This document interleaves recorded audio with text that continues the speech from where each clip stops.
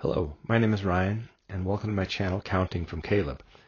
This video will be significantly more technical than all my previous ones, and I apologize for that. If we truly want to know what Daniel is saying, we need to return to the Hebrew text and let its grammar speak. The prophecy of Daniel 9:24 through 27 stands at the heart of biblical eschatology, yet its precision is often blurred by translation and by the loss of Hebrew verbal nuance.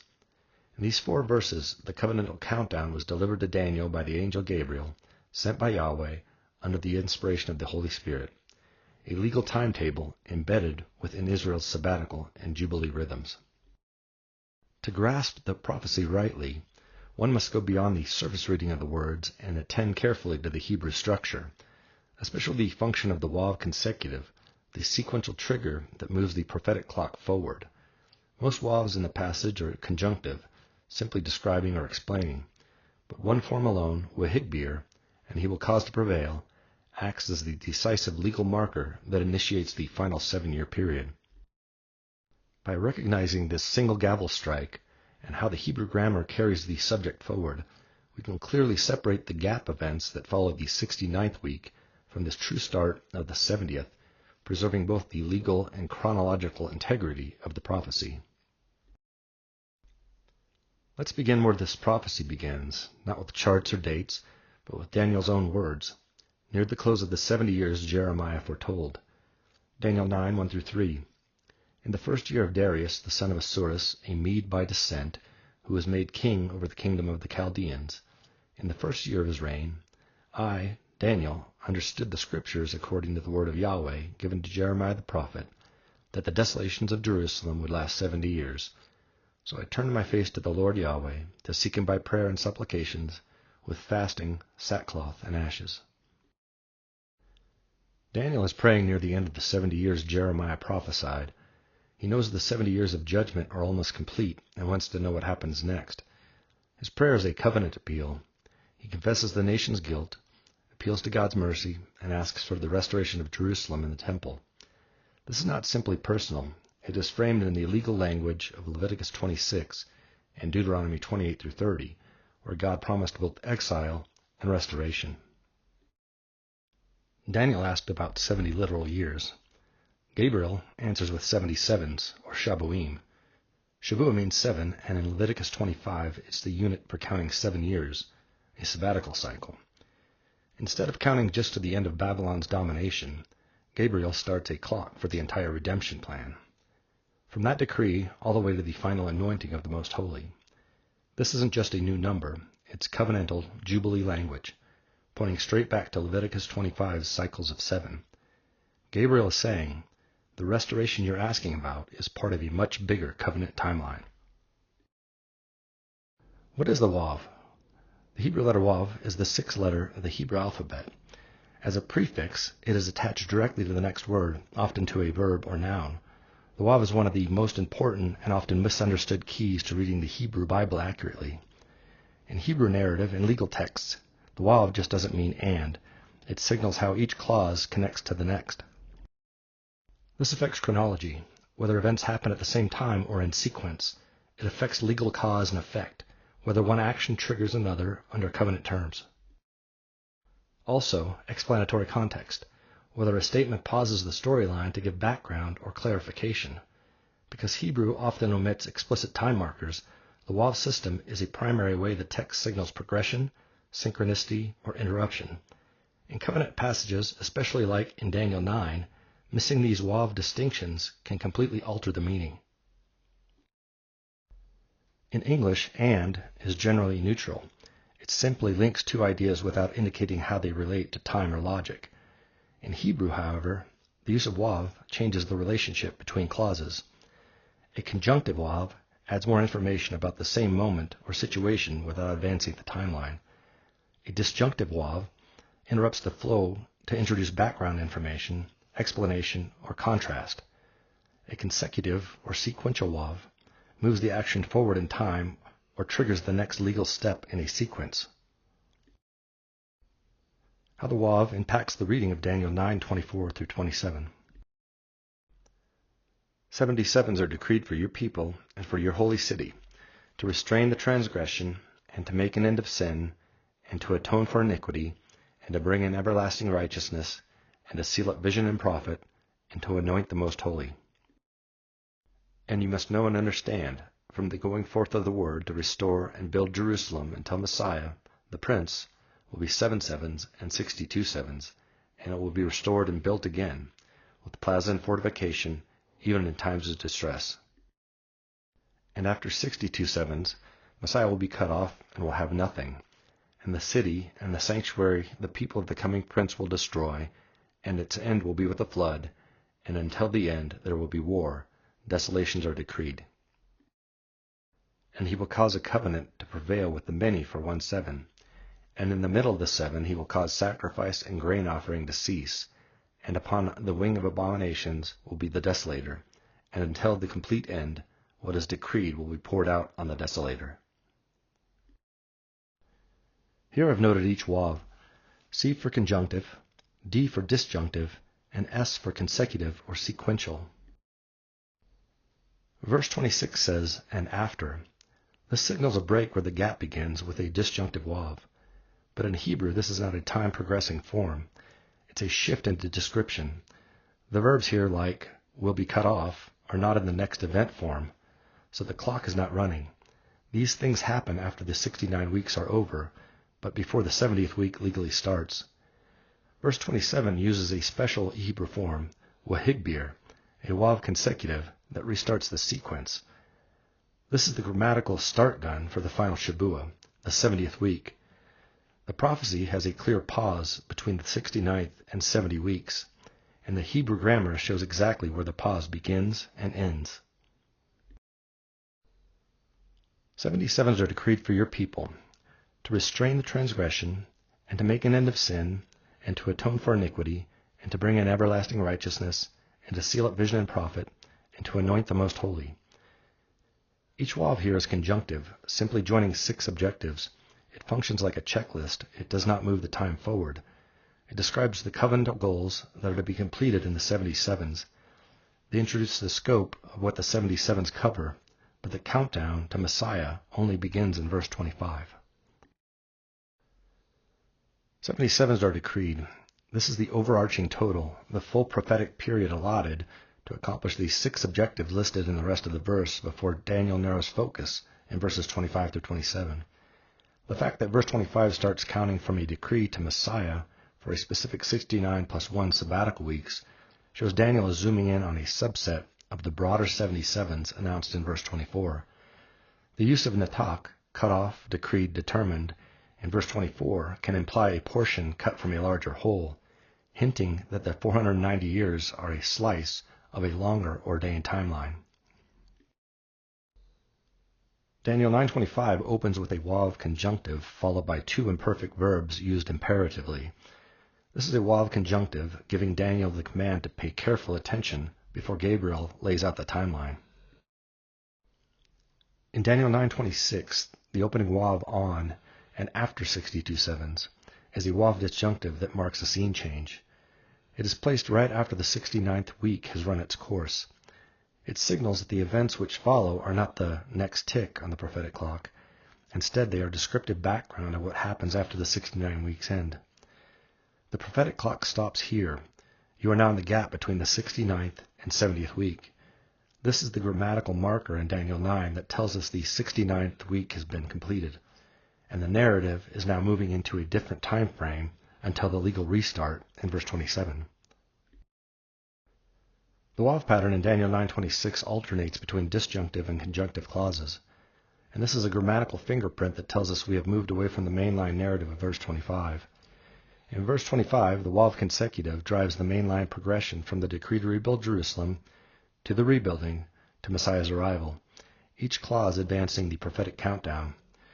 In verse 26, however, the alternation between scene-shifting disjunctives and descriptive conjunctives is a signal that the writer is now giving background or explanatory material, not advancing the chronological chain.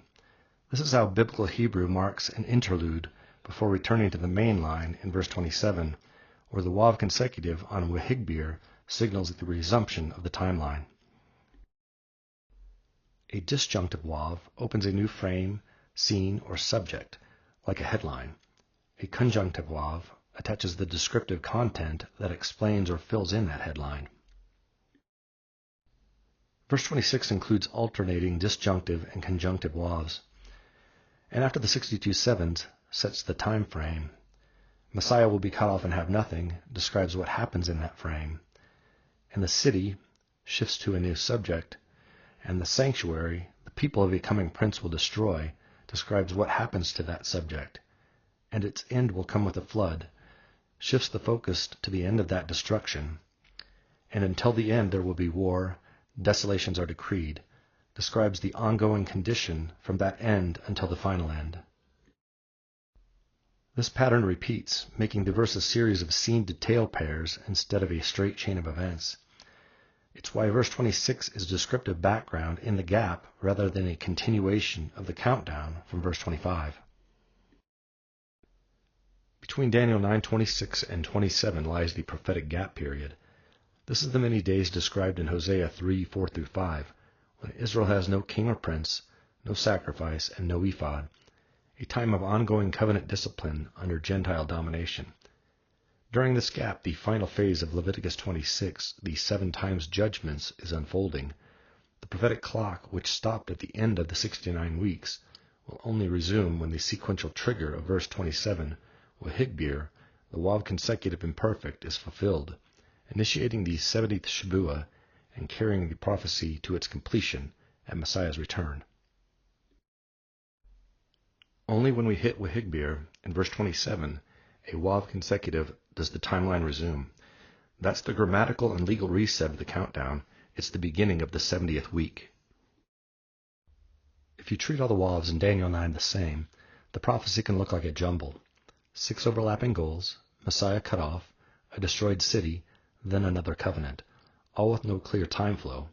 But when you honor the distinct wav functions, the structure comes into focus. Verse 24 is the covenantal checklist, no clock movement. Verse 25 is the start command, driving the countdown from decree to rebuilding to Messiah. Verse 26 is the gap description, not advancing of time. Verse 27 is the trigger, the only forward-moving prophetic switch.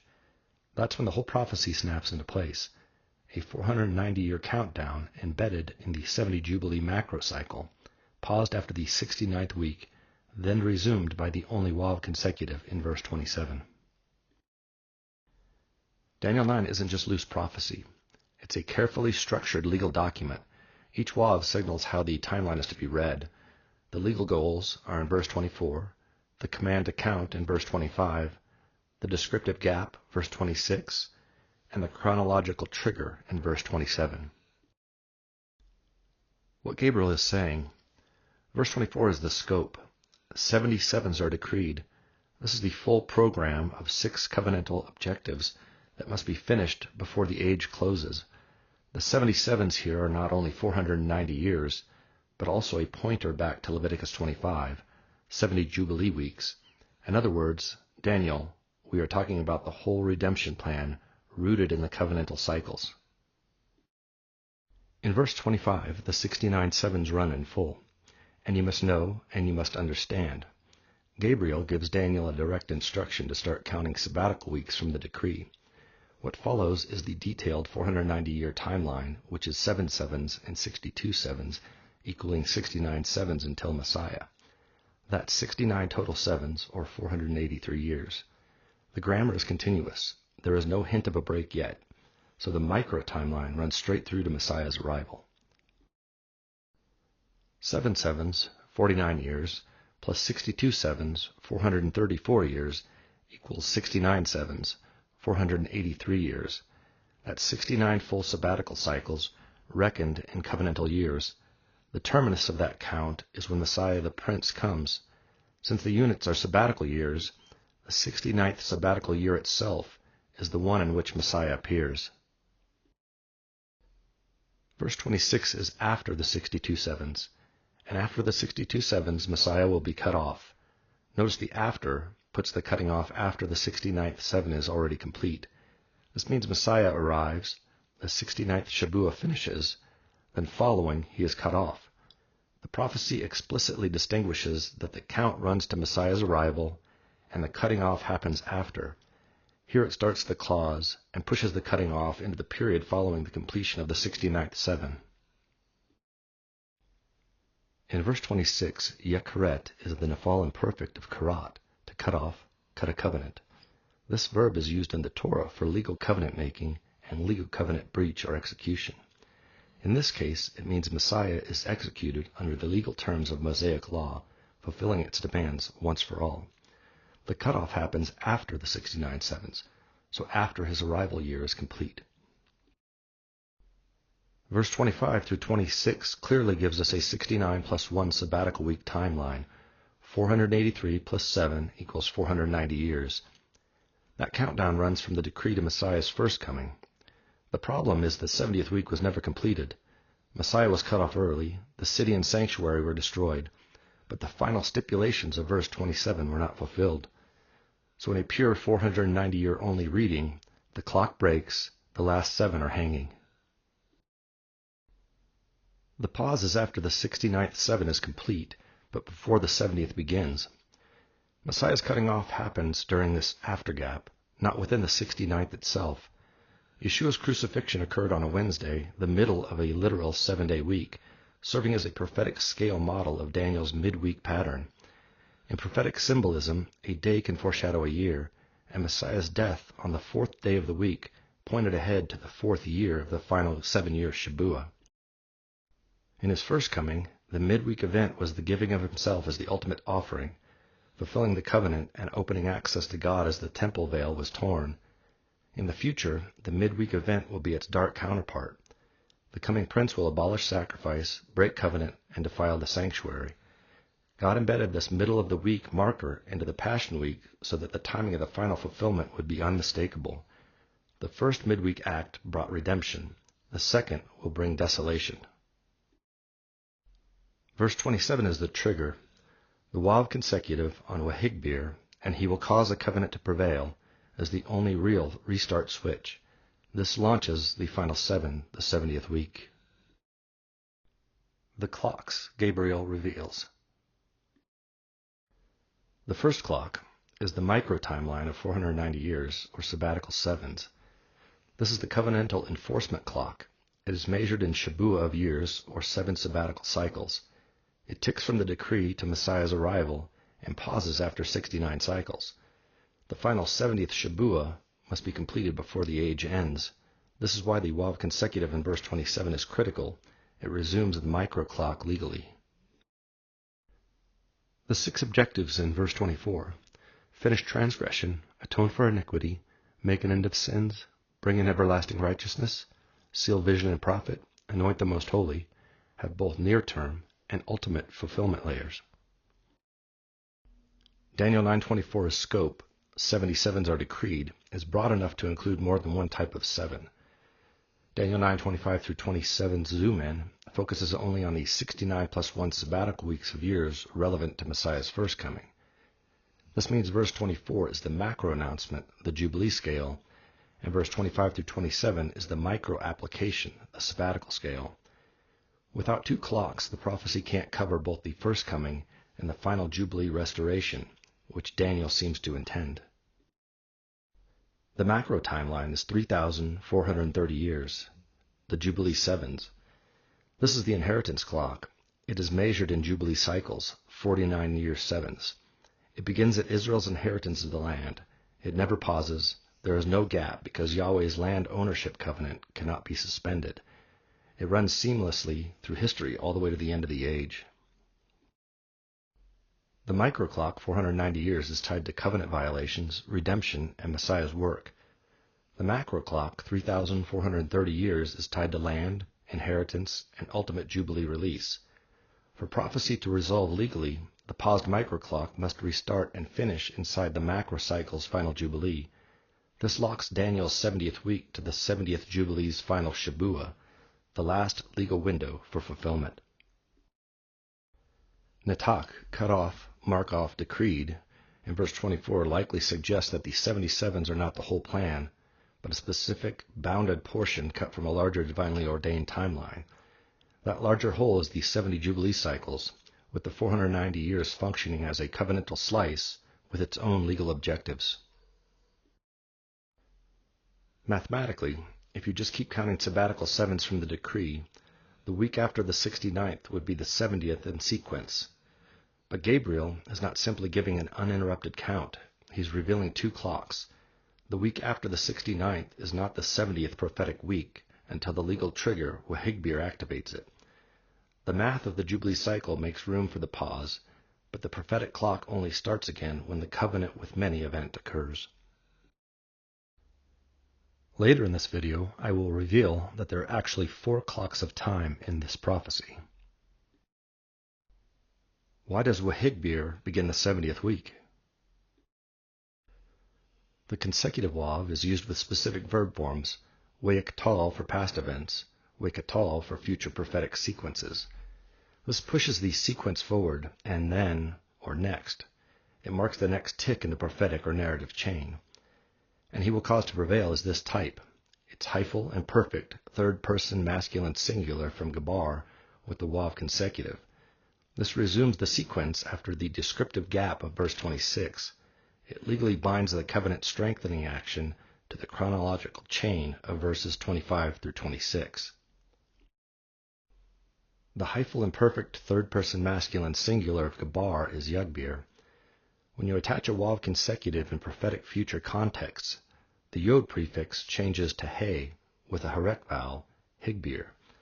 This looks identical to the Hiphil perfect form in spelling, but here it's functioning as a future sequence form, not a past perfect statement. Context and syntax prove it's not past tense. It's future, sequential, and causative. In Hebrew, the Hiphil stem is the causative form, meaning to cause to or to make happen.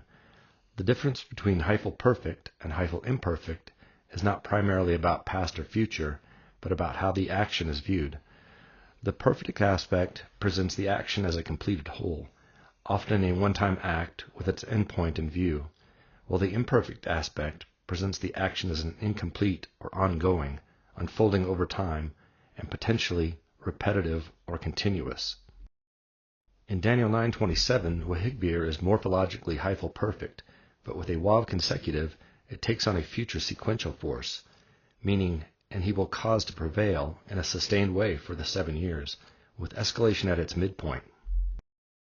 If the verb stood as a bare perfect, it could point to a single, completed covenant act, but here the wav consecutive clearly indicates a durative process unfolding over the entire week, making it incompatible with a one-moment event like Messiah's crucifixion, and instead fitting an ongoing enforcement spanning the full 7 years. It's also important to note, the he prefix Higbir replaces the normal yod in the imperfect Yagbir when the wav consecutive is attached in this form. That's why the spelling here looks like a perfect form, but the syntax is future prophetic sequence. The legal implication of this is, because it's a Hiphil causative, imperfect, future incomplete, third-person masculine singular, he, wav consecutive, binding to the prior event and sequence, it acts like the start gun of the final Shavuot, legally initiating it right after the events of verse 26, within the sabbatical cycle framework, not floating independently. Why Messiah cannot be the one in verse 27. In Daniel 9:27, and he will cause to prevail is a wav consecutive, Hiphil imperfect third-person masculine singular from Gabar, to be strong, prevail, meaning its subject must be a masculine singular noun or pronoun already present in the immediate context. In Hebrew syntax, the subject of a third-person masculine singular wav consecutive normally defaults to the nearest valid antecedent, unless a new subject is clearly introduced. In this passage, the nearest antecedent is the prince who is to come, Negid Haba, in verse 26, not Messiah earlier in the verse, which is separated by intervening clauses and a subject shift. This makes the coming prince, not Messiah, the natural grammatical subject who strengthens the covenant at the start of the 70th week. In biblical Hebrew, a third-person masculine singular verb, he will, already encodes gender and number. Without an explicit subject change like inserting who or reintroducing a name or title, the reader automatically assumes the subject is the nearest valid antecedent in a text that matches in gender and number. That's why in Daniel 9:27, Wahigbir defaults to the Negid Haba, the coming prince, from verse 26, because it's masculine singular, it's the last such subject mentioned, and no pronoun or title is used to switch the subject back to Messiah. In English, both Wahigbir and Wahuhigbir would usually be translated the same way. He will cause a covenant to prevail. But Hebrew readers instantly see a distinction in structure. Wahigbir, wav consecutive, third-person masculine singular verb, with no independent pronoun, the default subject is the nearest valid antecedent in the discourse. Wahuhigbir, wav, independent pronoun hu, third-person masculine singular verb. The pronoun overrides the default and either puts emphasis on the subject or shifts it away from the nearest antecedent.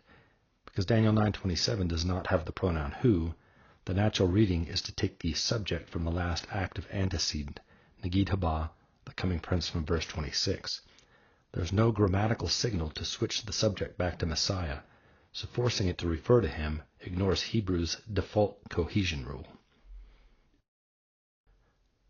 Thus the sequence is, after the 62 sevens, Messiah is cut off. 26b, the people of the prince who is to come destroy the city and the sanctuary. 26c, the end of that event is in a flood, desolations are determined. 27a, and he will cause to prevail a covenant with many for 1/7. The he points back to the prince who is to come, not Messiah. Because it's wav consecutive and perfect, Wahigbir doesn't just mean and he will in a loose sense. It's a chronological and legal trigger directly linked to the preceding chain of events. This is why the final Shabuah's start is legally anchored to this action by the coming prince, not to Messiah's crucifixion. Messiah arrives within the completion of the 69th seven. He is cut off in the gap before the 70th week legally begins. This means his cutting off occurs after the 69th, but before the 70th begins, not in the middle of the 70th. The wav consecutive is the trigger that resumes the paused micro-timeline. In prophetic speech, it locks the action to the next chronological stage, the 70th week. So this is not describing Messiah's past ministry, but a future event that pushes history forward. The microclock of 490 years paused after Messiah's arrival at the close of the 69 weeks, but the macroclock of Jubilee cycles has continued to run without interruption. The final Shabuah must fall before the 70th Jubilee centuries later. This means the covenant of Daniel 9:27 cannot refer to Messiah's first coming, but must be tied to a future ruler, the prince who is to come in verse 26, whose people destroyed the city and the sanctuary. And he will cause, Wahigbir, a covenant to prevail with the many for 1/7. The Hiphil stem of Wahigbir is causative, so the subject is not merely prevailing himself, but causing something else to prevail or strengthen. This is why the he will make a covenant prevail, or he will strengthen a covenant, is the better rendering. This is not a one-off enforcement, but an ongoing effect that he causes. The imperfect form, yaktal, is an imperfect action, open-ended in time. In this context, it covers the entire span of the final 7. It isn't a precise moment at the front of the week, but a sustained prevailing throughout that week. And he will cause a covenant to prevail with the many for 1/7, meaning an ongoing covenantal strengthening prevailing process, not a one-time act. The middle point marker, in the middle of the week he causes sacrifice to cease, proves the ongoing span. His influence runs throughout the 7, with escalation at its midpoint. This makes it impossible to collapse on the Messiah's cut off, since that was not an ongoing covenant strengthening through a 7-year span, but rather the fulfillment of the covenant through his once-for-all offering. The tearing of the veil at Yeshua's death did mark the theological end of the Levitical sacrificial system's purpose. The once-for-all offering had been made. But Daniel 9:27 is talking about the political, covenantal act of stopping sacrifice midway through the final Shabuah, not the spiritual fulfillment at the cross. Yeshua's crucifixion was the legal satisfaction of covenant penalties, the Daniel 9:24 objectives, atonement, and sealing up sin. The future middle of the week act by the coming prince will be a legal breach, a covenant violation, bringing wrath. In other words, Messiah's middle of the Passion Week act fulfilled righteousness. Antichrist midweek and the final Shavuot of Years Act will fulfill lawlessness. In biblical Hebrew, Pesha refers to willful rebellion or treacherous breach of covenant, not merely accidental sin. Daniel 8:12-13 uses this term to describe the offense that results in the host and the regular offering being given over, the sanctuary being trampled, and the daily sacrifice removed. This is the same act depicted in Daniel 9:27, when the coming prince breaks his covenant halfway through the final 7 years by stopping sacrifice and grain offering and setting up the abomination of desolation. Such a move is not ignorance, but open defiance, a calculated covenant violation aimed directly at God's sanctuary. In covenant law, Pesha is the gravest category of offense, demanding divine judgment, and in Daniel's timeline, it is this offense that triggers the trampling period, leading to the Nitzadok, the legal vindication and restoration of the sanctuary. The covenant with the many. The universal adoption of the Pact for the Future by all 193 UN member states on September 22, 2024, fulfills the prophetic condition of Daniel 9:27's, a covenant with the many. Because the pact was adopted unanimously by all 193 member states, and they have already agreed to its framework, no further legal consensus building is needed before it can be caused to prevail within the final Shavuot. The Hebrew verb here indicates not the creation of a new covenant, but the strengthening, enforcement, and expansion of an existing one. Entering the final 7-year period with the pact already in force allows the prophesied He to immediately activate its provisions, using them to consolidate authority, extend compliance, and progressively reinterpret its terms. This ongoing strengthening through resolutions, summits, and diplomatic actions is exactly the process Hiphil describes, an unfolding enforcement over time rather than a single signing moment, enabling the prophetic sequence to progress without delay from the Shavuot's onset. At this point, no international agreement matches the specific dynamics required by Daniel 9:27's Hiphil. The prophecy specifies a covenant that must already exist prior to the Shavuot's onset, be enforceable from its start, engage a broad coalition, the many, and progressively strengthened rather than introduced at the onset of the 70th week. The Pact for the Future, adopted unanimously by all 193 UN member states on September 22, 2024, uniquely fulfills this criteria. It provides a global legal framework in place before the prophetic week began, uniting virtually every nation under its terms, and has already undergone document stages of reinforcement through subsequent resolutions and scheduled summits. No other accord presently in force combines this universal scope, pre-existence, and capacity for ongoing strengthening, making it the singular candidate aligned with Daniel's description. Where did the 70 Jubilees of time begin? The macro clock. Nisan, 970 BC, for the start of Solomon's reign, is widely accepted in conservative biblical chronology because it's anchored by synchronisms in Kings and Chronicles that link the reigns of the kings of Israel and Judah to well-dated Assyrian records. 1 Kings 6:1. In the 480th year, B'Shemanim, after the children of Israel came out of the land of Egypt, in the 4th year of Solomon's reign over Israel in the month of Ziv, he began to build the house of Yahweh. The by prefix means in or within, marking a point inside a numbered sequence. This means it's ordinal, not cardinal. It's counting the position in a timeline from a fixed start point, from the going out of the sons of Israel from Egypt. In biblical Hebrew, inclusive reckoning, year 1 is the Exodus year itself, and year 480 is the 4th year of Solomon's reign. So, 480 years inclusive is 479 elapsed years. Backdating 479 years from 2794 on the Hebrew calendar, 967 BC, which is in Solomon's 4th year of reign, also ordinal, is 2315 Hebrew, 1446 BC for the Exodus.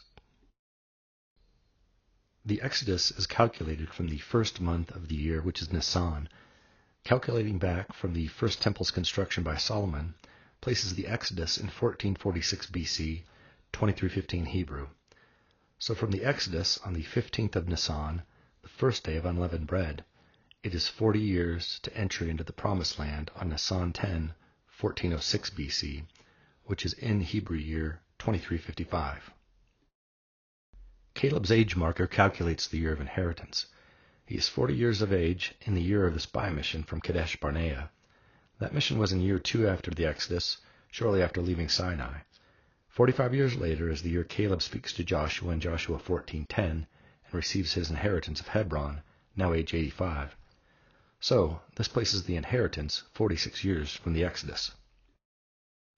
Adding 45 years from the spy mission in 2316 Hebrew, 1445 BC, places Caleb's inheritance year as 2361 Hebrew, 1400 BC. The following fall at Tishri 1 is the legal moment the clock starts the sabbatical counting when sowing of the land occurs. This is the first year of counting in God's time clock.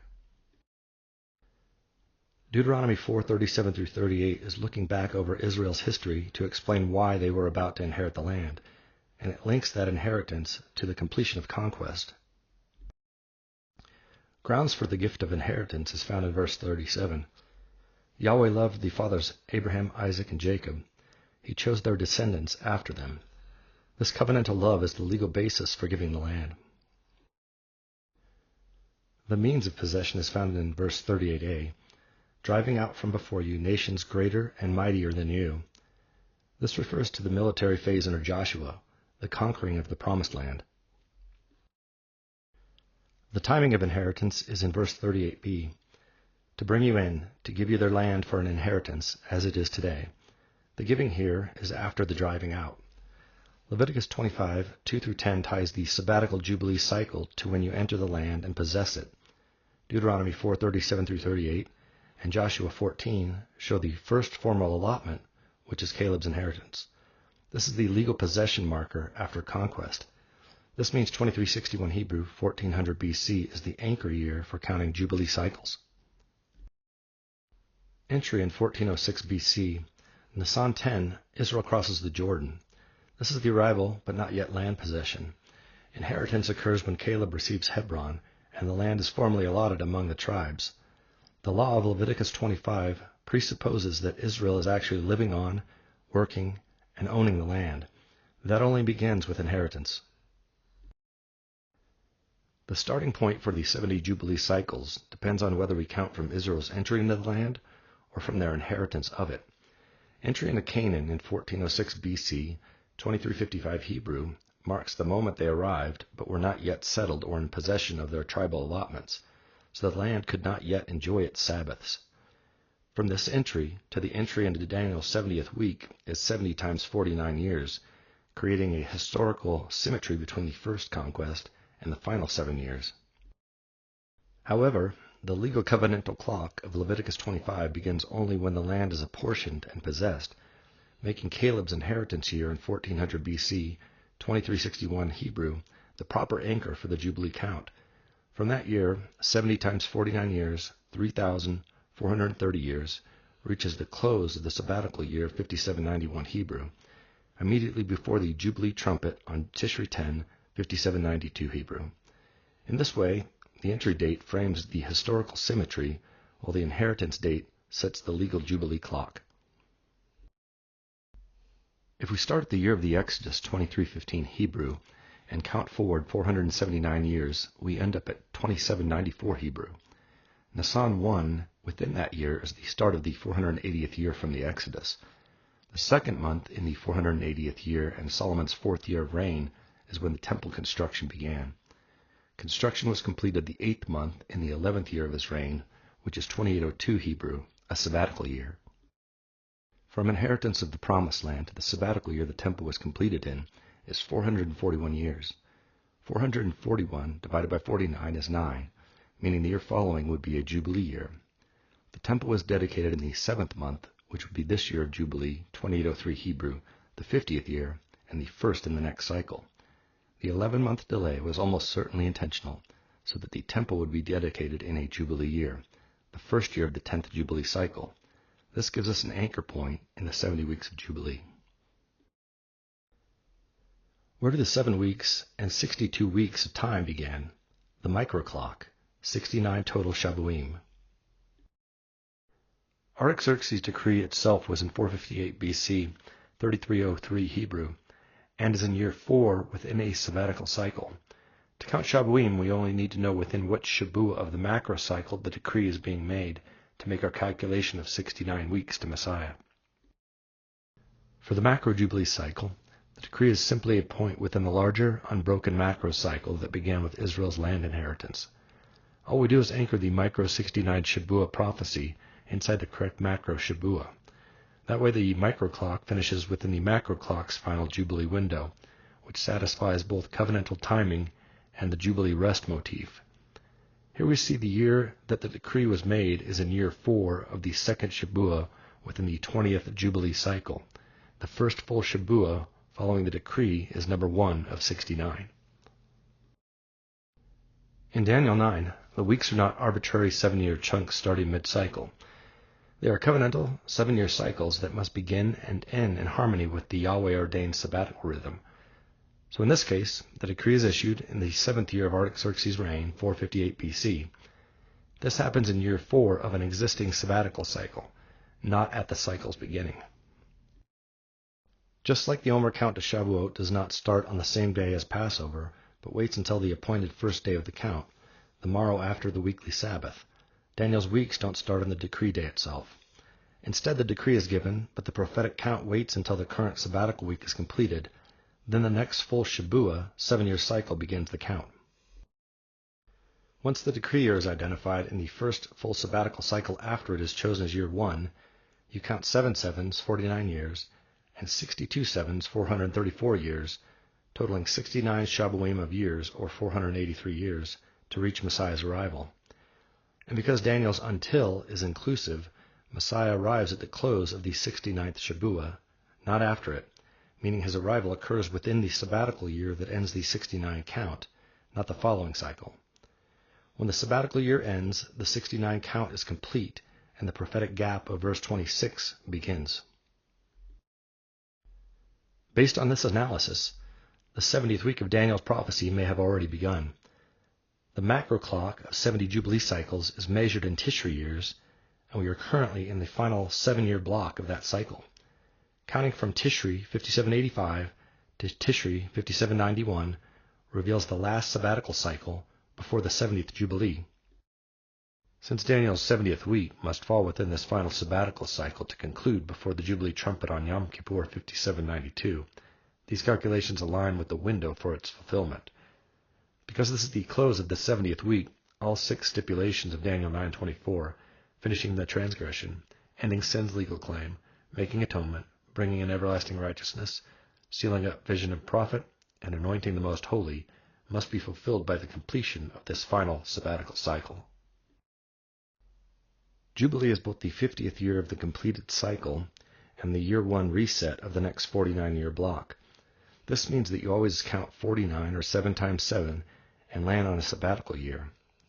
The next year plus 1 is Jubilee, the Liberty Proclamation, and that Jubilee also serves as year 1 of the next 49-year count, so sabbaticals reoccur every 49 years on the same rungs.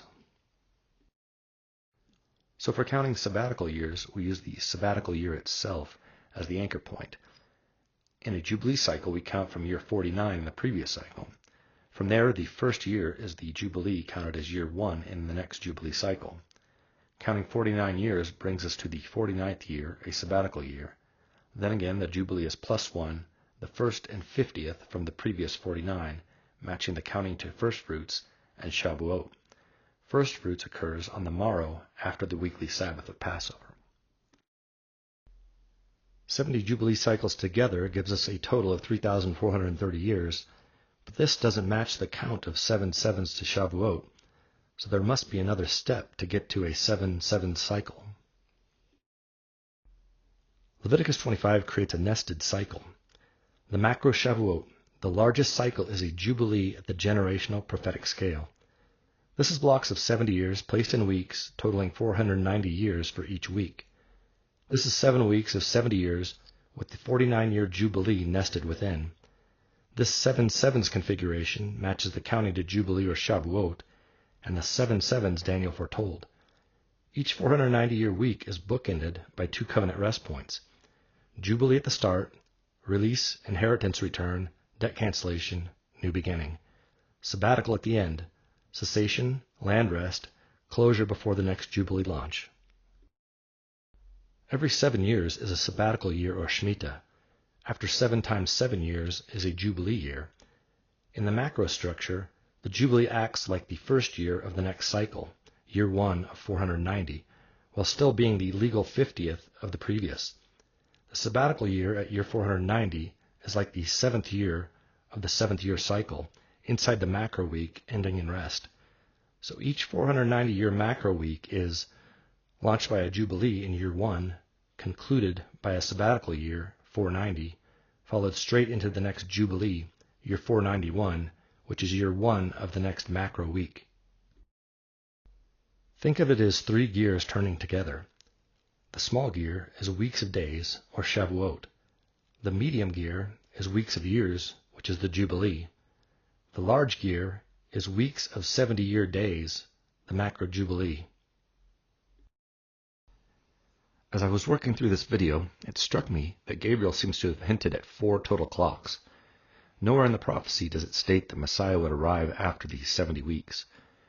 The only timeline he gave for the arrival of Messiah was that there would be 7 sevens and 62 sevens until Messiah the Prince. To make this next demonstration easier to follow, I've separated the 70 Jubilee cycles again into a 7 by 10 alignment. This macro era begins at the inheritance in 2361 Hebrew. From there you obey Leviticus 25. When you enter the land, count 7 Sabbaths of years. So you first complete the initial 7 times 7 years. That yields the first proclaimed Jubilee in 2411 Hebrew. If you then number the proclamations, 2411 Hebrew is number 1, and 5792 is Jubilee number 70. In this sense, the era of 70 Jubilees truly starts with the inheritance year. Daniel 9:25 reads, "Know and understand this, from the issuance of the decree to restore and rebuild Jerusalem until Messiah the Prince, there will be 7 weeks and 62 weeks. It will be rebuilt with streets and a trench, but in times of distress." In the macro Jubilee reading, the decree is identified with the first official proclamation of Jubilee in the land, 2411 Hebrew, following Israel's inheritance year in 2361. This was the Torah-sanctioned moment when the land entered its covenantal rhythm under the command of Leviticus 25, 8 through 10, a legal starting point for the prophetic clock. In Hebrew, Daniel 9:25 says, "From the going forth of the word or edict," language that regularly denotes a publicly issued, binding proclamation, not just an event that happened. On the macro scale, the first Torah-authorized legal proclamation after the inheritance is the Jubilee trumpet of Leviticus 25, 8 through 10, "Proclaim liberty throughout your land." That Jubilee is literally a word going forth to restore people to their inheritance and reset the land's economy, the covenantal decree to restore and rebuild. David became king of Judah in 1011 BC, 2751 Hebrew.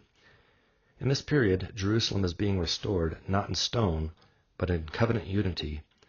David consolidates Judah's loyalty, negotiates with the northern tribes, establishes priestly and Levitical support, and lays groundwork for the ark's eventual move, all in times of distress amid political tension and war. This matches Daniel 9:25's phrasing, "It will be rebuilt with streets and a trench, even in troubled times." The macro reading, the rebuilding here is the covenant city and kingdom being reconstituted under leadership, priestly order, and national unity, laying the foundation for Jerusalem's later physical consolidation. The 7 weeks in the micro scale are 7 sevens of years, but in the macro scale, they are 7 sevens of Jubilee years, 7 times 49 years, or 343 years, leading from the first Jubilee cycle to the sabbatical year of 2753, during David's early reign over Judah in Hebron, which began in 2751 Hebrew, 1011 BC. So 7 sevens of Jubilee takes us to 2753.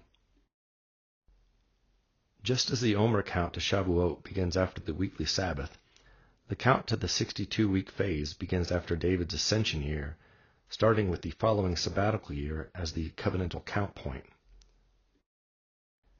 From that Davidic sabbatical of 2753, the 62 weeks in macro terms, 62 times 49 years, or 3,038 years, run without break to 5791 Hebrew, the sabbatical year of Messiah's arrival, immediately followed by the 70th Jubilee in 5792 Hebrew.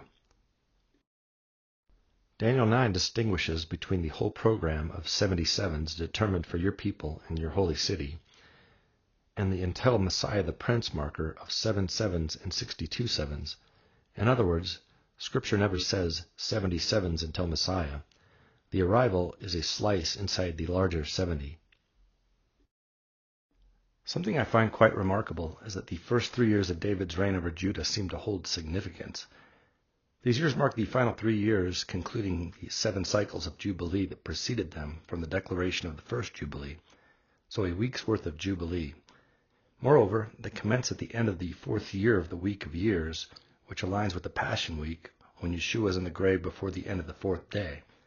These 3 years conclude the 7 cycles of Jubilee and the Shavuot of years, mirroring Yeshua's resurrection at the end of the weekly Sabbath and initiating the 62 cycles of Jubilee that lead to the final sabbatical year and Yeshua's return.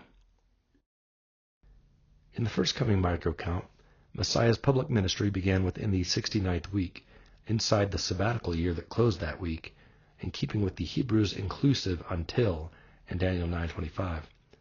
In the second coming macro-count, the same grammatical logic applies, but on the Jubilee scale. This time Messiah's arrival on Yom Teruah marks the start of the final sabbatical year, completing the 69 times 49 year span from the decree. That arrival occurs within the prophetic gap between the 69th and 70 Jubilee cycles, just as his first arrival fell within the gap between the 69th and 70th sabbatical weeks. This approach preserves the Hebrew grammar of the passage and the structural symmetry between the micro and macro fulfillments, showing that both comings align perfectly with the covenantal calendar. Daniel's prophecy appears to hint at multiple interlocking clocks of time that converge at the same endpoint. The first is the broadest, an epoch of 70-week cycles, 70 times 49 years, stretching from Israel's inheritance in 2361 Hebrew to the pre-Jubilee sabbatical year 5791, completing 70 weeks of 70 times 49 from land inheritance. This is the 70 weeks decreed on your people and holy city, immediately before the 70th Jubilee in 5792. The second is the 70 weeks of years in Daniel 9:24, determined for your people and your holy city, a covenantal slice of 62 sevens, 7 sevens, and 1 7 of years for a total of 490 years within that larger divine program. The third and fourth clocks are both framed by the phrase in Daniel 9:25, until Messiah the Prince there will be 7 weeks and 62 weeks.